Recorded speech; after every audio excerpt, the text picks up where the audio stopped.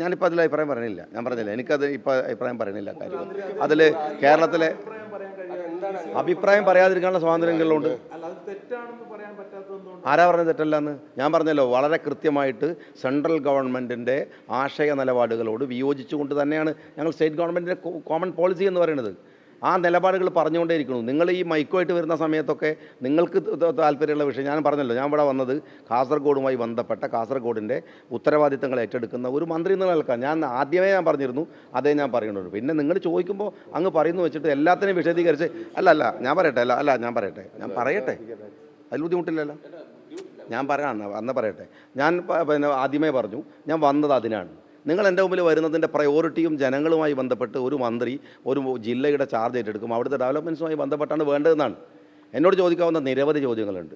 ആ ചോദ്യങ്ങൾ ചോദിക്കാനുള്ള സമയമുണ്ട്. ഞാനിവിടെ ഉണ്ടാവും. അത്രേ ഉദ്ദേശിച്ചുള്ളൂ അതിനകത്ത്. എല്ലാത്തിനും പറഞ്ഞിട്ട് നിങ്ങൾക്ക് ആവശ്യമുള്ളൊരു സാധനം എൻ്റെ ഇതിനകത്ത് നിന്ന് കിട്ടിയിട്ട് ഈ വന്ന ഉദ്ദേശത്തിൻ്റെ ലക്ഷ്യം മാറിപ്പോരുന്നത് മാത്രമേ എനിക്ക് താല്പര്യമുള്ളൂ.